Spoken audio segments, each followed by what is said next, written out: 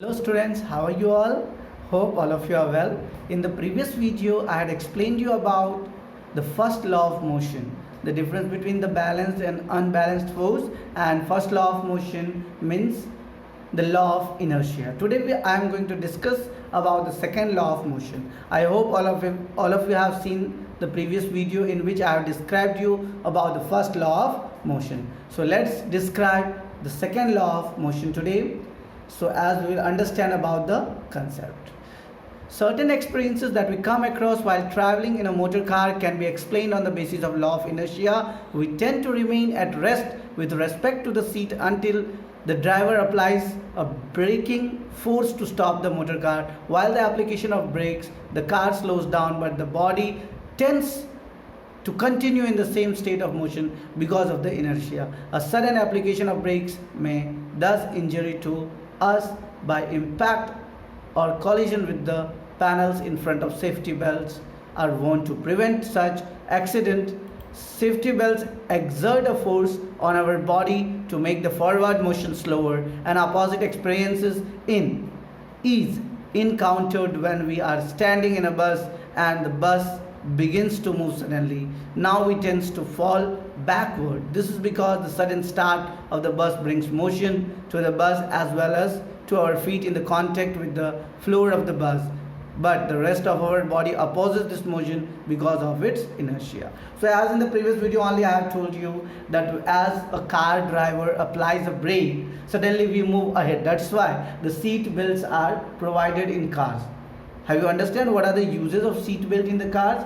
Because of the law of inertia, what happens? Our body tends to remain in the constant. But as we apply a brake, because it was in the motion, the car was in the motion and our body was in the constant, in the rest position. But as we apply a brake, now the moving portion suddenly it stops, and the portion which was in the rest, it comes in the move. So as we should not get hurt, that's why in the car the seat belts are provided. Similarly, it happens into the bus also. You can see in the Mumbai local trains, especially how that we just touch that hand holder and we stand as the bus suddenly starts. So our legs are in the rest position, but the floor as it suddenly start, so we try to fall or we try to bend. So that's why from the injury it is provided that we should catch that things, so we should not fall. So these are because of the inertia. So each and every steps as we have read about the inertia. Yes, how many of you have played a carom board? In the carom board also, as you can see here, in the make a pile of similar caroms coin on a table as shown here. Attempt a sharp horizontal hit at the bottom of the pile using another carom coin or the striker. If the hit is strong enough, the bottom coin moves out quickly. Once the lowest coin is removed, the inertia of the other coins make them to fall vertically table. Yes, you know, as we play the carom board, as we move the striker near the bottom of that coin, so what happens? All the coins fall down. Got it? This is because of the law of inertia. I hope all of you have understand the concept of law of inertia. The 5 rupees coin, if we use a 1 rupee coin, we find that the lesser force is required. Yes, if here there is one question also, as in the previous homework I had given you about the questions. Here you can see, just suppose here this example, here there is a glass. In the glass water is filled. After that we have put a postcard on it, and after putting a postcard we have put one coin, and as we hit, just like we are hitting to the striker of carom board, in the same manner if we are hitting to it, you will see the coin fall down into the glass and the cardboard has gone away. When the card is flicked with the finger, the coin placed over it falls in the tumbler. Here you can see. So inertia and mass, what are the relation between the inertia and mass? All the examples and activities given so far illustrates that there is a resistance offered by an object to change its state of motion. If it is at rest, it tends to remain at rest. If it is moving, it tends to keep moving. See, this is the property, remember, if any object is in rest, so it tends to be in rest only, and if any object is in moving, so it tends to be in moving only. This property of an object is called inertia. So if anybody will ask you what is inertia, so you can say the property of inertia is if any object is in rest, it remains to rest, and if any object is in motion, it remains or it tends to be in motion. This property is called inertia. Do all the bodies have same inertia? We know that it is easier to push an empty box than a box full of book. Similarly, we kick a football, it flies away, but we kick a stone of the same size with equal force, it hardly moves.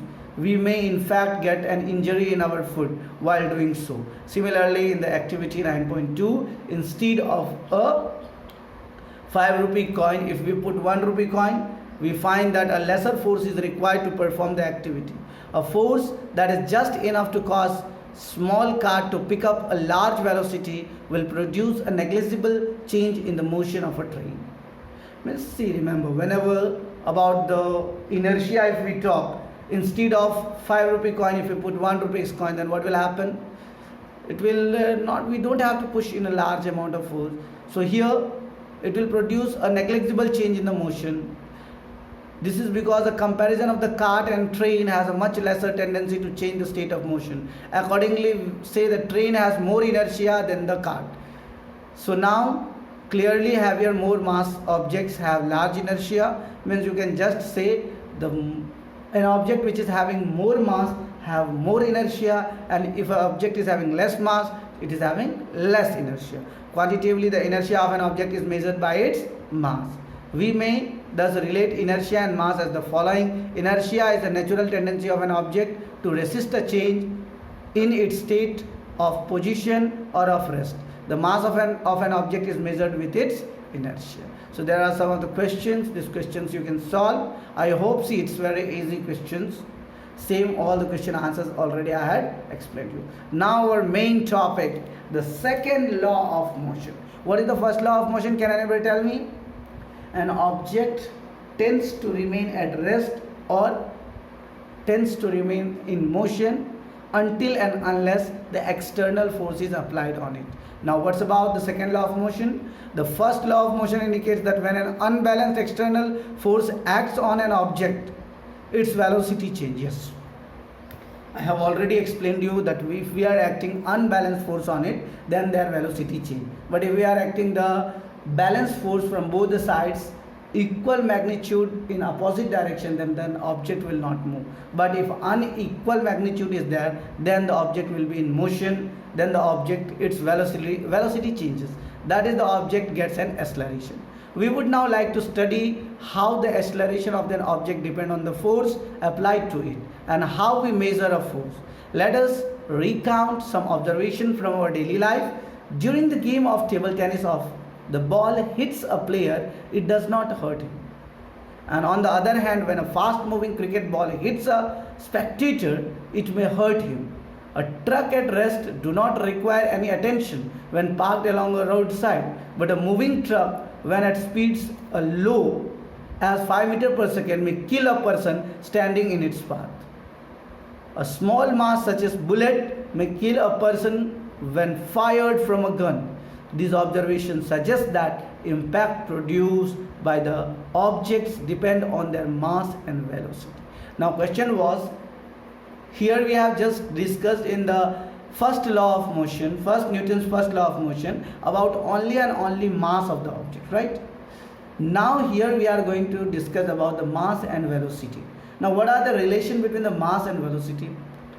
As here there are some of the examples as given. As the truck moves 5 meters per second, it can kill a person. As a bullet, if bullet is fired, you can understand, it may kill a person, right? Now question is, what about, there is a single unit called acceleration. So these all the observation suggest that impact produced by the object depends on their mass and velocity. Similarly, when an object is to be accelerated, we know that greater force is required to give a greater velocity. Definitely, if we require a greater velocity, we have to give a greater force. In other words, there appear to exist some quantity to important that combines the object mass and its velocity. One such property is called momentum. What is that property called? Momentum. Momentum was introduced by Newton. The momentum P, momentum is denoted by P of an object is defined as the product of its mass m and velocity v, that is P is equal to mv. Means as here the relations, or you can say the combinations of mass and velocity is called momentum. It was introduced by Newton. It is denoted by P. So P is equal to, momentum is equal to mass into velocity. Momentum has both direction and magnitude, so it is a vector quantity, right? Its direction is same as the direction of velocity, and the SI unit of momentum is kilogram meter per second. Kilogram meter per second. Since the application of an unbalanced force brings a change in the velocity of the object, it is therefore clear that a force also produces a change of momentum. What does it produce? Force also produces a change of momentum. Now let us consider a situation in which a car with a dead battery is to be pushed along a straight road to give it a speed of 1 meter per second, which is sufficient to start its engine. If one or two persons give a sudden push, unbalanced force, to it hardly starts, but a continuous push over some time results the gradual acceleration of the car to its speed, to this speed. It means that the change of momentum of the car is not only determining by the magnitude of force, but also by the time during which the force is exerted. It may then also be concluded that force is necessary. Force is necessary to change the momentum of an object. Depends on the time, rate at which the momentum is changed. What the question wants to say? Question wants to just say that if an dead battery is there in a car and if a person is pushing, so it will not start with a directly jump. We have to push for a little bit time, right? As we push, then the force change the momentum of an object. So this is the second law of motion, state that the rate of change of momentum of an object is proportional to the applied unbalanced force in the direction of force. Unbalanced force in the direction of force. Remember this whole 3 or 4 lines. The second law of motion states that the rate of change of momentum of an object is proportional to the applied unbalanced force in the direction of force. Now, mathematical formulation of second law of motion. Here you can see, suppose an object of mass m is moving along a straight line with an initial velocity u. It is uniformly accelerated to velocity v in the time t by the acceleration of a constant force F through the time t. So the initial and final momentum of the object will be P1 is equal to mu and P2 is equal to mv. Initial velocity u and final velocity v. So the change in momentum is directly proportional to P2 minus P1. Change in momentum is directly proportional to P2 minus P1. P2 is final momentum and P1 is initial momentum. So mv minus mu, m into v minus u. And the rate of change of momentum is equal to m into v minus u by time taken t. Or the force applied, force is directly proportional to mv. So here m into v minus u upon t. So force is equal to, here mass is represented in kilomass and v minus u upon t. So kilomass, or you can just say this is you can just say k is here constant, k is constant. Force is equal to mass into acceleration. Acceleration is v minus u upon t, right? Final velocity minus initial velocity upon time taken, already explained. So here as we remove the proportional, we give a constant. So F is equal to km v minus u upon t, or v minus u upon t is acceleration. So F is equal to mass into acceleration. Here A is equal to v minus u upon t is the acceleration, which is the rate of change of velocity, and the quantity k is constant of the proportionality. SI unit of the acceleration is kg and meter per second square respectively. The unit of force is so chosen that the value of the constant k becomes 1, and for this 1 unit of force is defined the amount of produced acceleration of 1 meter per second in an object of 1 kilogram mass. That is 1 unit of force is equal to k into 1 kg into 1 meter of square. So F is equal to ma. Remember, this is the second law of motion. This is the second law of motion. F is equal to ma, and this is the formula of force also. The velocity of k becomes 1, so F is equal to ma, and the unit of force is kilogram meter per second square, the Newton, which has the symbol N. And the second law of motion give us the method to measure the force acting on an object as a product of mass and acceleration. So this was the main thing about the mass and acceleration of an object. So here you can see, as the second law of motion is often seen action in our everyday life. Have you noticed while catching a fast moving cricket ball in a fielder in the ground gradually pull his hand backwards with the moving ball? Yes, you may have seen when a higher catch is coming, so he pull his hand backside. Why is pulling his hand backside, do you know? Because the fielders increases the time during which the high velocity of the moving ball decreases to 0. Thus, the acceleration of the ball decreases, and therefore the impact of catching the fast moving ball gets reduced. If a ball is stopped suddenly, then its high velocity decreases to 0, a very short interval of time. Thus the rate of change of momentum of the ball will be large. Therefore a large force would have to be applied to hold the catch, which may hurt the palm of the fielder in a high jump athletics event. The athletes are made to fall either to a cushioned bat or on a sand bat. This is to increase the time of the athlete's ball to stop after making the jump. This decreases the rate of change of momentum and hence the force. Try to ponder how the karate player breaks the slab of ice with a single blow. Yes, you may have seen all these activities. So this is the first law of motion can be mathematically expressed as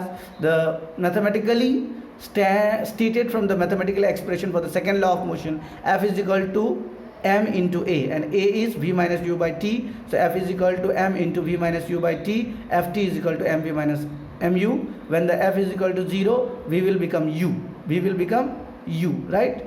So what will be there? This means the object will continue moving with the uniform velocity u throughout the time. If u is 0, then v will be also 0. Thus the object will remain at rest. So why the object is at rest or why the object is moving? So here there are some numericals. I hope all of you can solve this numericals very easy by using the formula. So this numerical you must solve in your notebook. Got it? This is based on the second law of motion, and in the next video we'll discuss about the third law of motion. Got it, everyone? So your homework is to just solve these examples with a good concept. Got it? That's all for today. In the next video I'll describe about the third law of motion. I hope all of you have understand about the concept. If you are not able to understand, please drop your doubt into the comment box section. That's all for today. Thank you very much. Don't forget to like and subscribe the channel. Thank you very much.